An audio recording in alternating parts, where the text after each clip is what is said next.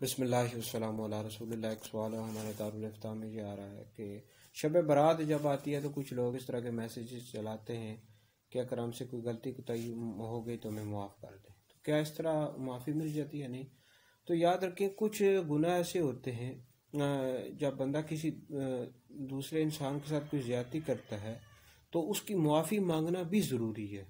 خالی اس طرح میسیجز کرنے سے معافی نہیں مل جاتی۔ مثال کے طور پر کسی بندے نے کسی سے قرض لیا ہوا ہے، اب وہ بیچارہ قرض مانگ رہا ہے، یہ اس کو دے نہیں رہا، تو اب یہ دنیا خالی میسیج کرنے سے معافی مل جائے گی، بلکہ اس سے معافی بھی مانگنی پڑے گی، اس کا قرضہ بھی واپس کرنا پڑے گا۔